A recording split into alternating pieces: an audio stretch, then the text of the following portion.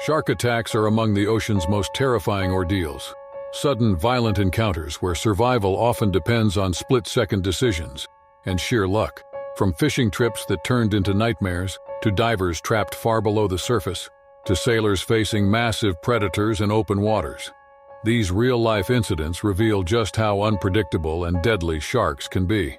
In this video, you'll uncover chilling accounts that tighten their grip with every passing moment, each one more haunting and intense than the last. The coastal waters off Gansbaai, South Africa, had earned their reputation as one of the world's most dangerous shark-infested regions by 2019.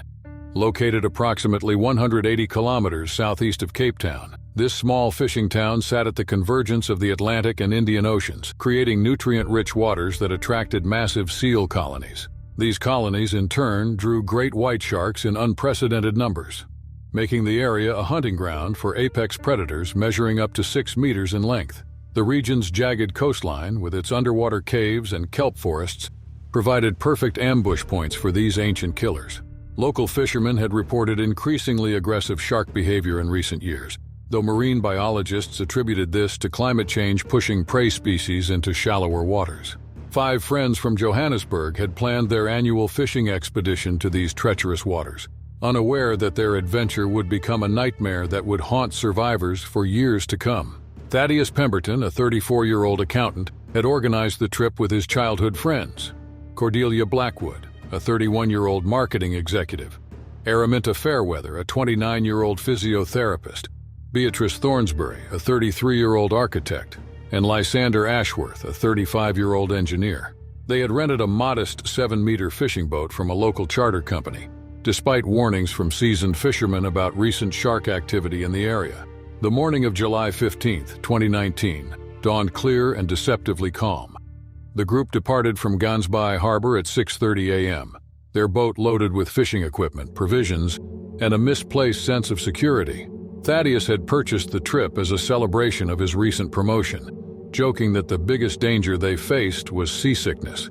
The friends spent the first few hours enjoying the ocean breeze and the spectacular coastline, completely unaware that 2 massive great white sharks had been tracking their vessel from the depths below. At approximately 11:45 a.m., when the boat was positioned 3 kilometers from shore in waters roughly 40 meters deep, the first shark made its presence known. Cordelia noticed a large, dark shadow moving beneath the surface near the stern, initially mistaking it for a seal. Within seconds, a massive great white shark measuring over 5 meters in length reached the surface with explosive force, its jaws snapping shut mere inches from the boat's hull. The impact sent shockwaves through the small vessel, causing everyone to stumble and grab for support. Before anyone could fully process what had happened, a second shark, equally massive and seemingly more aggressive than the first, launched itself at the boat's starboard side. The coordinated attack suggested these predators had been hunting together, an extremely rare behavior that marine experts would later struggle to explain. The second shark's impact cracked the fiberglass hull, and water began seeping into the boat's lower compartments. Lysander frantically tried to start the engine, while Thaddeus grabbed the radio to call for help. But the sharks had only begun their relentless assault.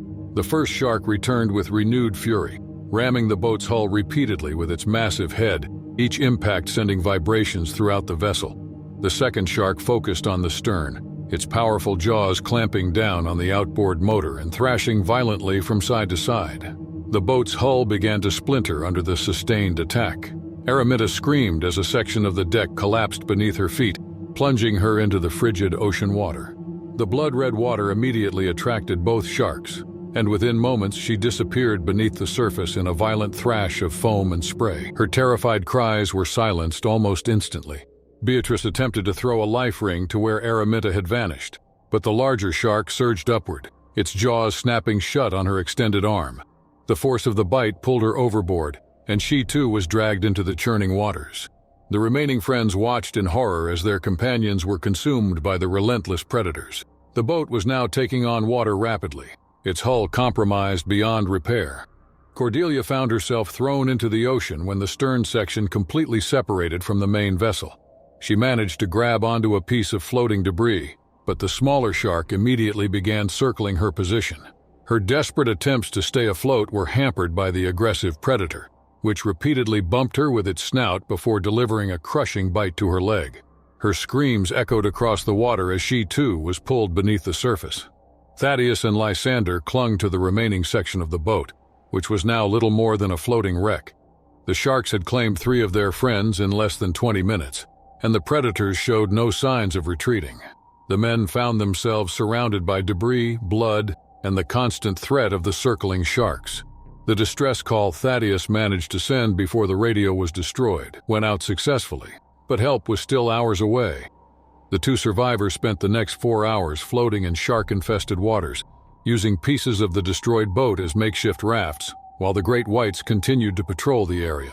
When rescue helicopters finally arrived at 4:20 p.m., they found Thaddeus and Lysander barely conscious, suffering from severe hypothermia, dehydration, and multiple lacerations.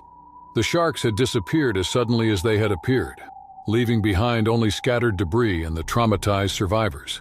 The incident became one of the most documented shark attacks in South African history, with underwater cameras from a nearby research vessel capturing portions of the assault. Marine biologists struggled to explain the coordinated hunting behavior exhibited by the 2 great whites, as such cooperative attacks were virtually unprecedented. The footage would later be used in documentaries about shark behavior, though it provided little comfort to the families of the 3 women who perished. Both survivors required extensive psychological counseling and never returned to the ocean.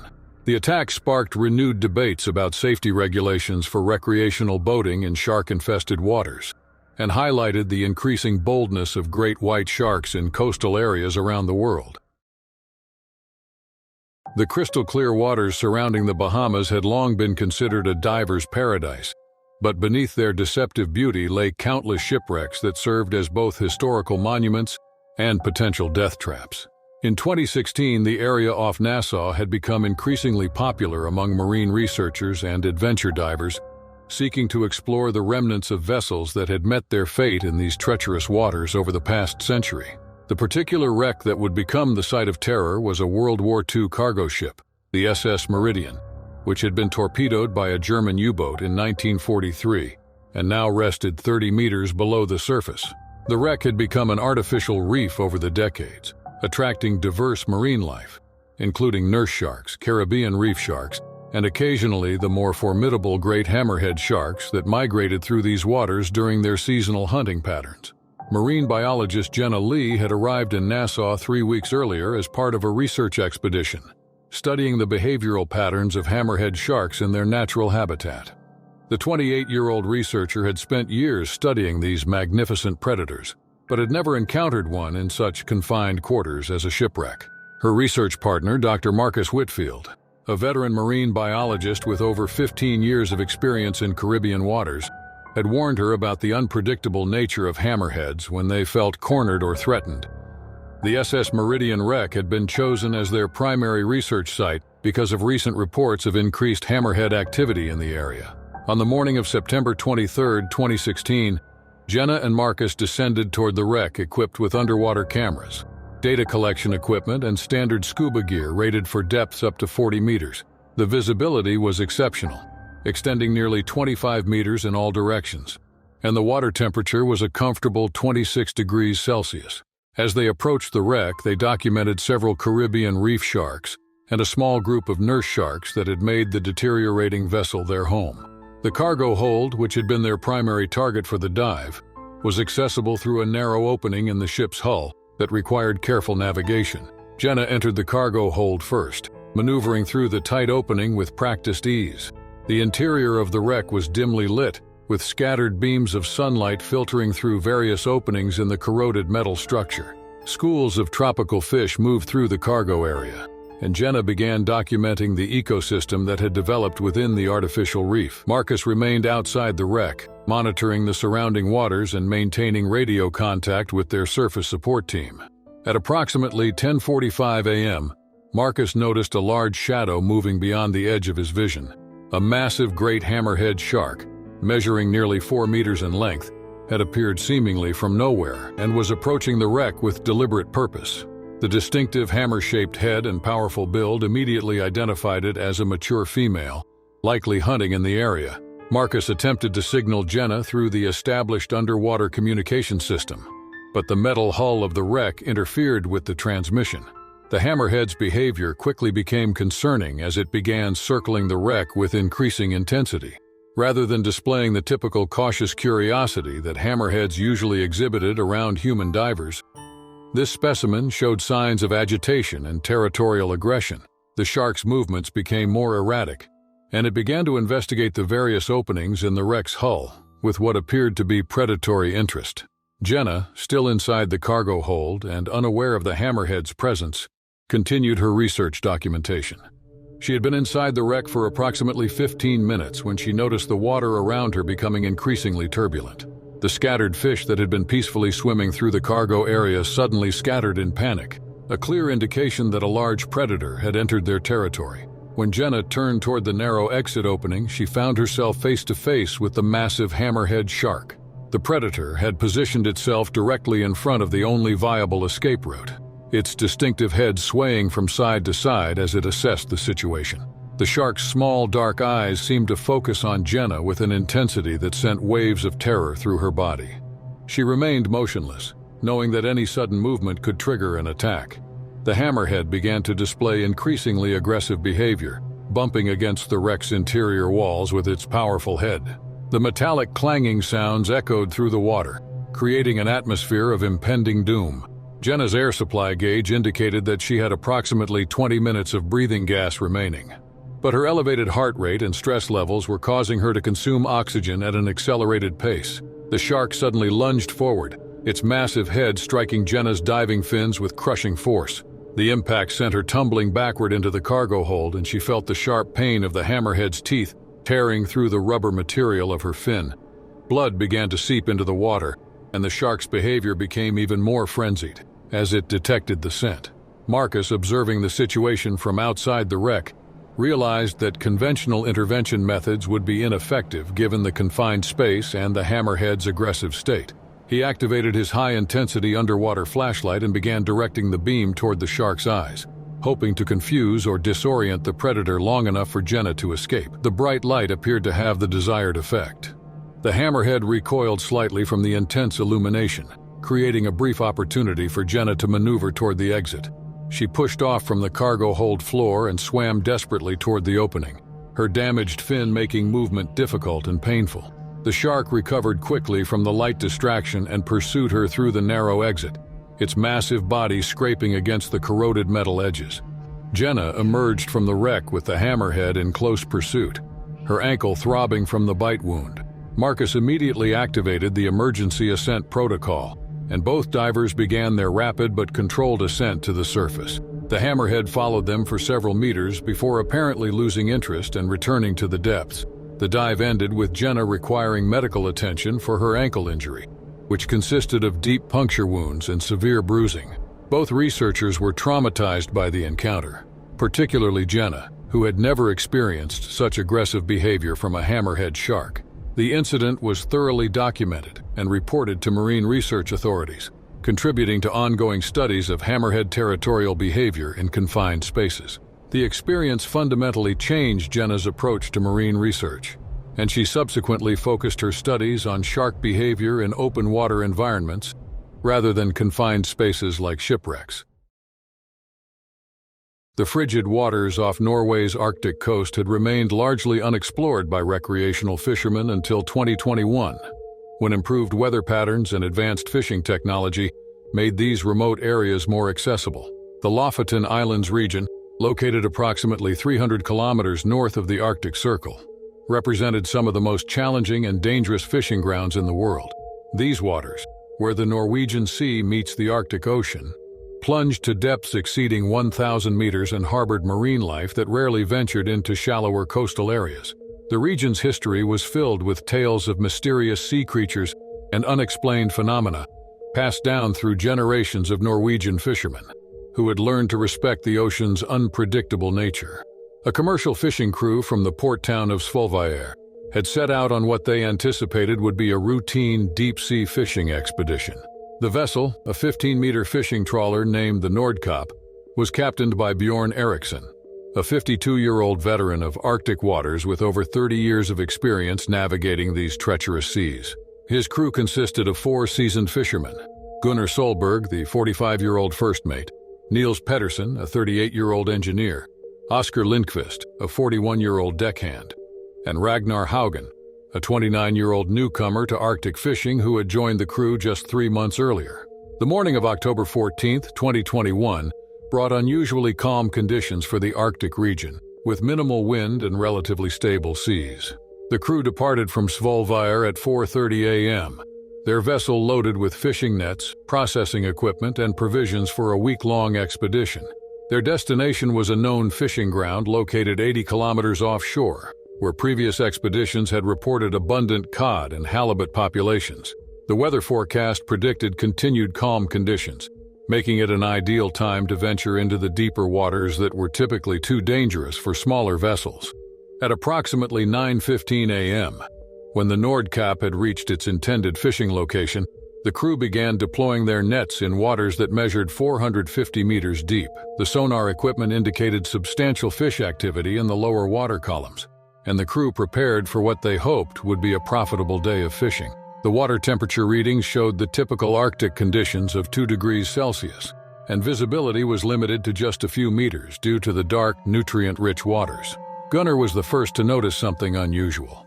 While monitoring the sonar display, he observed a large object moving beneath the vessel at a depth of approximately 200 meters. The shape was too large and moved too deliberately to be a school of fish, and its behavior suggested a single massive creature rather than multiple smaller marine animals. The object appeared to be following the boat's movement, maintaining a consistent distance and speed that matched the vessel's progress. Captain Eriksson initially dismissed the sonar readings as a technical malfunction, or possibly a large whale that had wandered into the fishing area. However, as the morning progressed, the mysterious object continued to track their vessel with increasing boldness. By 11:30 a.m., the creature had ascended to a depth of just 50 meters and was circling the boat in a pattern that suggested predatory behavior. The crew's first visual confirmation of the creature came when Ragnar spotted a massive dark shape moving through the water near the stern. What they initially assumed to be a great white shark quickly revealed itself to be something far more extraordinary and potentially dangerous. As the creature surfaced partially, its enormous size and distinctive features identified it as a Greenland shark, a species rarely encountered in these waters and virtually never seen at such shallow depths. The Greenland shark measured approximately 4 meters in length and displayed the characteristic slow, deliberate movements of its species. However, unlike the typical docile behavior associated with these deep-sea predators, this specimen exhibited signs of agitation and territorial aggression. The shark began bumping against the boat's hull with increasing force, each impact sending vibrations throughout the vessel and causing equipment to rattle and shift. Niels attempted to start the engine to move the boat away from the creature, but the Greenland shark's behavior became even more aggressive in response to the engine noise. The massive predator began ramming the hull with its powerful head, targeting the same section repeatedly with systematic precision. The fiberglass construction of the fishing vessel was not designed to withstand such sustained assault from a creature of this size and power. The third major impact from the shark's head created a visible crack in the hull near the waterline. Oscar reported that water was beginning to seep into the lower compartments, though not yet at a rate that threatened the vessel's immediate safety. The crew activated emergency radio equipment and began transmitting distress calls to the Norwegian Coast Guard, reporting the vessel's position and the nature of the emergency. The Greenland shark's relentless attacks continued for over 2 hours, with the creature showing no signs of fatigue or decreased aggression. During one particularly violent assault, the shark's impact threw Ragnar off balance, sending him crashing into a metal equipment rack. The collision resulted in severe bruising to his ribs and back, and he required assistance from his crewmates to regain his footing. Captain Eriksson made the decision to abandon their fishing operation and attempt to reach shallower waters where the Greenland shark might be less likely to follow. However, the creature appeared to interpret their movement as a challenge to its territorial claim and increased the intensity of its attacks. The shark began striking the hull with both its head and powerful tail, creating a rhythmic pounding that threatened to compromise the vessel's structural integrity. The Coast Guard received the distress call at 1:45 p.m., and immediately dispatched a rescue vessel from the nearest station. The rescue team, led by Captain Lars Anderson, was familiar with marine emergencies but had never encountered a situation involving an aggressive Greenland shark in shallow waters. The rescue vessel reached the Nordkapp's position at 4:20 p.m., arriving to find the fishing boat listing slightly due to water damage but still afloat. The presence of the larger rescue vessel appeared to discourage the Greenland shark, which gradually moved away from the fishing boat and disappeared into the deeper waters. The rescue team provided emergency hull repair materials and escorted the damaged Nordkapp back to port, where it underwent extensive repairs to address the structural damage caused by the shark's assault. Marine biologists who investigated the incident were unable to provide a satisfactory explanation for the Greenland shark's unusual behavior and presence in relatively shallow waters. Dr. Elena Rask, a shark specialist, suggested that climate change might be forcing deep-sea species to venture into unfamiliar territories in search of food sources. The incident was documented as one of the most unusual shark encounters in Norwegian waters and contributed to ongoing research into the effects of environmental changes on Arctic marine life. The crew of the Nordkapp recovered from their ordeal, though Ragnar required several weeks of medical treatment for his injuries. The incident became a cautionary tale among Arctic fishermen, reminding them that the ocean's depths could produce unexpected and dangerous encounters, even in familiar waters. The Atlantic waters off New Jersey's central coast had experienced a dramatic increase in shark activity during the summer of 2018, with marine biologists attributing the phenomenon to warming ocean temperatures and changing prey migration patterns. The area near Barnegat Bay had become a popular destination for recreational fishing enthusiasts, seeking striped bass, bluefish, and summer flounder. The region's complex underwater topography, featuring deep channels, artificial reefs, and submerged structures, created ideal hunting grounds for various shark species, including sand tiger sharks. Mark Whitman, a 43-year-old construction supervisor from Philadelphia, had been fishing these waters for over 15 years without experiencing any serious incidents with marine predators. His weekend fishing trips to the New Jersey coast represented his primary escape from the stresses of urban life, and he had developed considerable expertise in the area's fishing techniques and seasonal patterns. On this particular expedition, Mark had chartered a 12-meter fishing boat from a local marina, intending to spend the day pursuing striped bass in the deeper waters offshore. The morning of August 18, 2018, presented ideal fishing conditions with calm seas, excellent visibility, and water temperatures that had reached 24 degrees Celsius due to an extended period of warm weather. Mark departed from the marina at 5:30 a.m., his boat equipped with advanced fish-finding sonar, multiple fishing rods, and a substantial supply of live bait, including bunkerfish and eels. His destination was a known fishing spot located 15 kilometers offshore, where underwater ledges and rock formations typically attracted large schools of game fish. By 8:45 a.m., Mark had positioned his boat over a promising underwater structure and began fishing with live bunkerfish suspended at various depths. The fish finder indicated substantial activity in the water column, and within the first hour, he had successfully caught several medium-sized striped bass.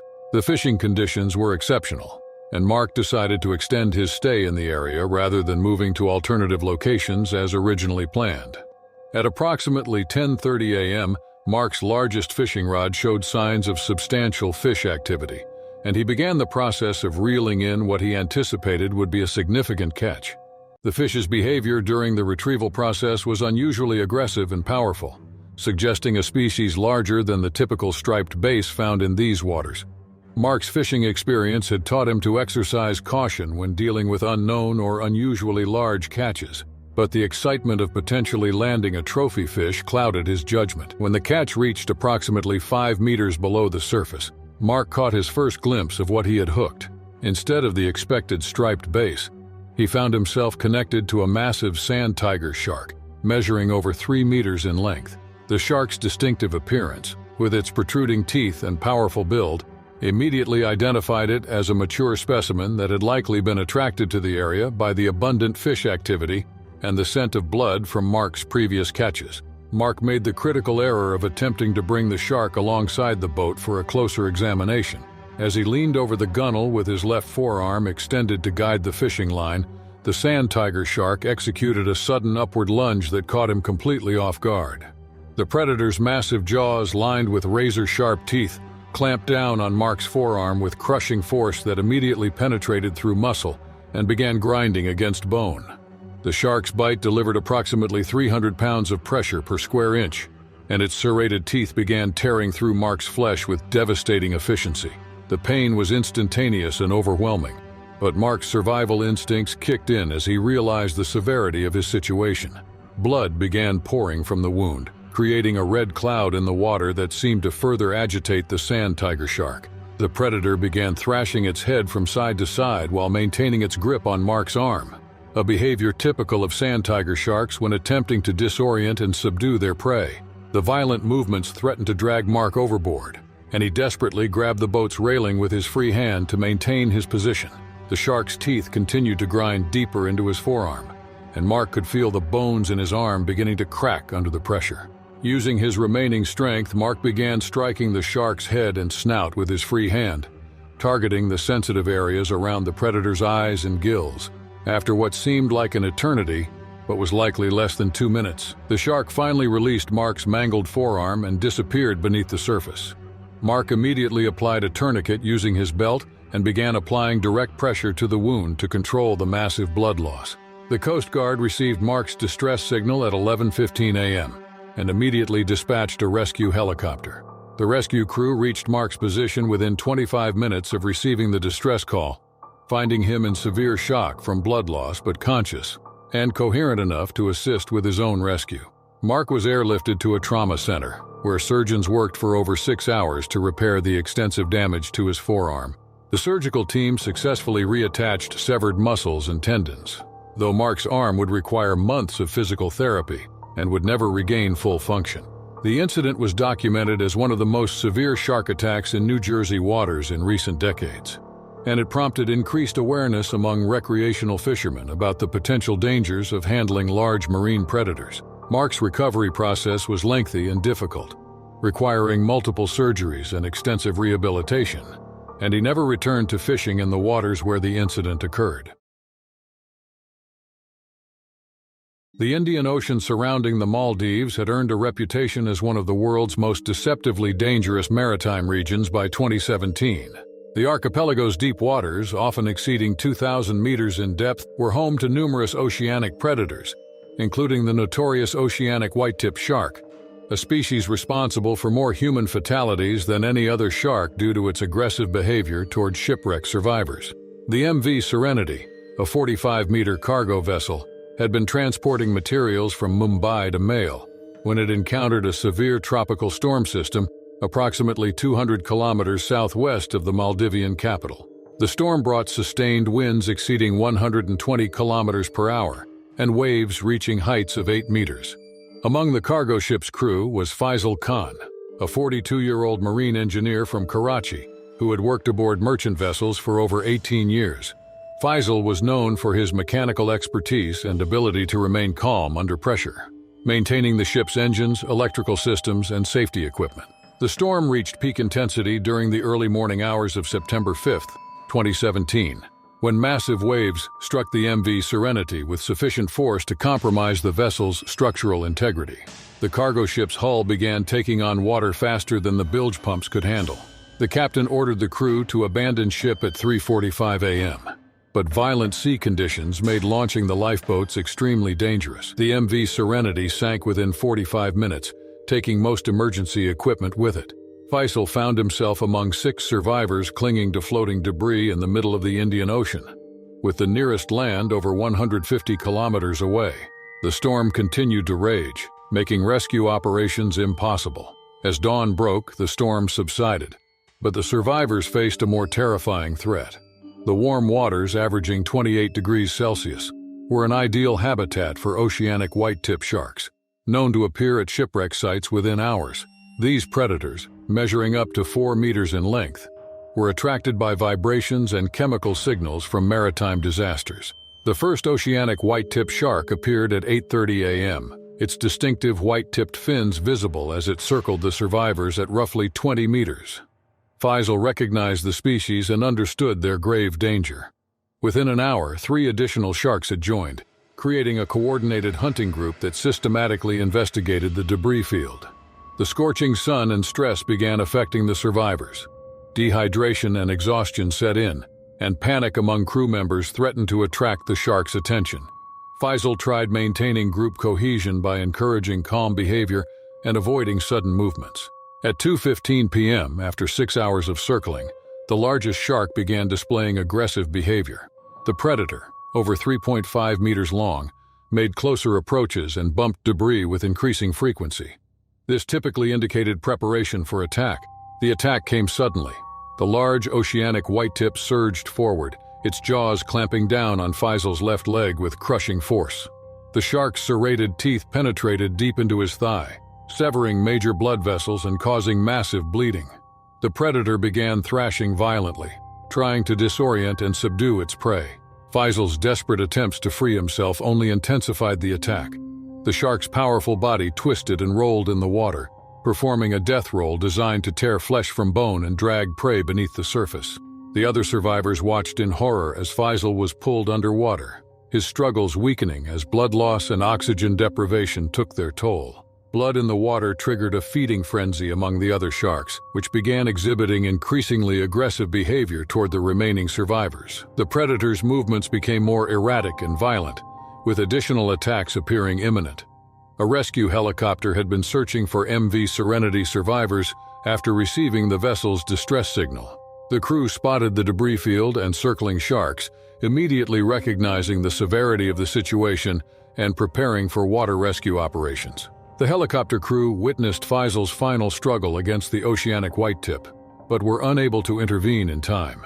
The predator dragged Faisal beneath the surface one final time, and he did not resurface. Rescue boats arrived within 20 minutes, but found only floating debris and aggressive sharks. The predators had consumed or scattered most evidence of the attack. The other survivors were successfully extracted and transported to medical facilities in Mail. The incident was documented as a clear case of oceanic whitetip predation on shipwreck survivors. The tragedy sparked renewed discussions about maritime safety protocols and emergency preparedness in shark-infested waters, serving as a grim reminder of the ocean's capacity for sudden violence in seemingly peaceful tropical waters. The rugged coastline near Cape Town, South Africa, had become increasingly popular among extreme sports enthusiasts by 2020. Despite the region's well-documented reputation as one of the world's most dangerous shark habitats, the area's dramatic clifftops, rising up to 200 meters above the Atlantic Ocean, offered thrilling opportunities for cliff diving. While the waters below harbored one of the largest concentrations of great white sharks on the planet, the convergence of the Atlantic and Indian Oceans created unique conditions that attracted massive populations of Cape Fur seals, which in turn drew great white sharks to hunt in the near-shore waters throughout the year. The particular stretch of coastline where the attack occurred was known locally as Devil's Point, a remote area located approximately 35 kilometers south of Cape Town's city center. The rocky promontory featured cliff faces ranging from 10 to 25 meters in height, with deep water channels carved by centuries of wave action, creating natural diving pools far below. The area's isolation had kept it relatively free from crowds, making it attractive to serious cliff diving enthusiasts who sought pristine jumping conditions. Zara Elwood, a 29-year-old adventure photographer from London, had arrived in Cape Town 2 weeks earlier as part of a documentary project focusing on extreme sports in exotic locations. Her previous work had taken her to cliff diving sites throughout Europe and Central America, but she had never attempted dives in waters known to harbor large predatory sharks.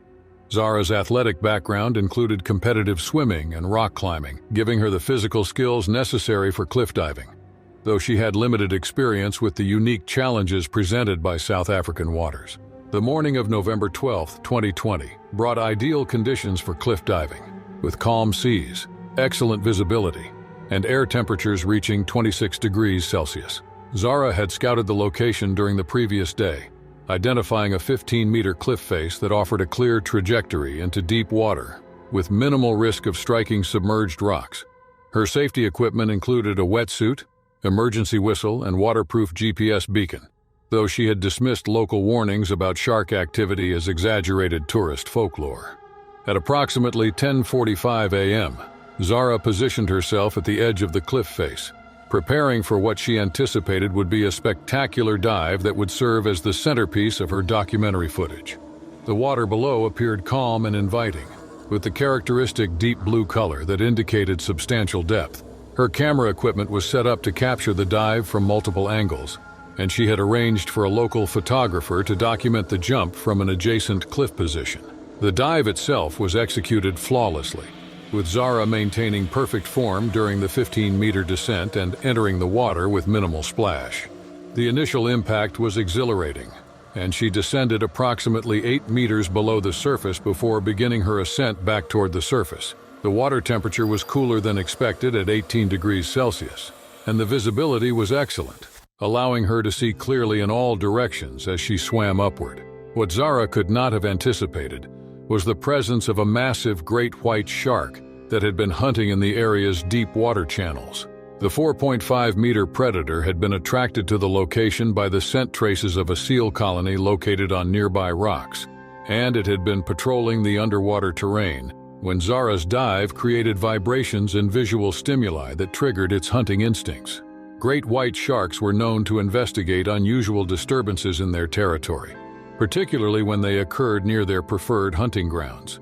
The shark's attack came with explosive force as Zara surfaced. The predator launched itself upward from the depths, its massive jaws snapping shut just inches from her body before its teeth found purchase on her left thigh. The crushing bite delivered over 600 pounds of pressure per square inch, and Zara felt the shark's serrated teeth tear through her wetsuit and deep into her flesh.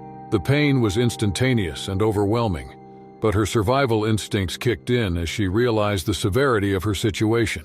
The great white shark's natural hunting behavior involved a test bite followed by a brief retreat to assess the prey's condition. This behavioral pattern provided Zara with a crucial opportunity to escape, though she was losing blood rapidly from the severe wound in her thigh. The shark's teeth had severed muscle tissue and damaged blood vessels, creating a life-threatening injury that required immediate medical attention. Using her remaining strength and swimming experience, Zara began a desperate swim toward the rocky shore. The shark circled back for a second attack, but her erratic movements and the increasing presence of blood in the water seemed to confuse the predator. Great white sharks typically preferred to attack prey that exhibited the smooth, predictable movements of seals, and Zara's frantic swimming pattern did not match their typical hunting expectations. Witnesses on the cliffs above had observed the attack and immediately called emergency services. The local photographer who had been documenting Zara's dive also activated his emergency radio beacon, providing rescuers with precise location coordinates. Despite her severe injuries, Zara managed to reach the rocky shoreline and pull herself partially out of the water, though she was rapidly losing consciousness from blood loss and shock. The emergency response team arrived within 20 minutes of the initial distress call. Finding Zara in critical condition but still conscious, paramedics immediately began emergency medical treatment, including pressure bandages to control the bleeding and intravenous fluids to combat shock. A rescue helicopter was dispatched to transport her to a trauma center in Cape Town, where surgeons were standing by to treat her injuries. The surgical team worked for over 8 hours to repair the extensive damage to Zara's thigh, successfully reattaching severed muscles and repairing damaged blood vessels. Despite the severity of her injuries, Zara survived the attack and eventually made a full recovery, though she required months of physical therapy and rehabilitation. The incident was documented as one of the most dramatic shark attacks in recent South African history and served as a stark reminder of the risks associated with water sports in shark-inhabited waters. Zara's experience fundamentally changed her approach to extreme sports photography, and she subsequently focused her work on land-based activities rather than marine environments. Her documentary about the attack became a powerful educational tool about shark safety and the importance of respecting marine predators in their natural habitat.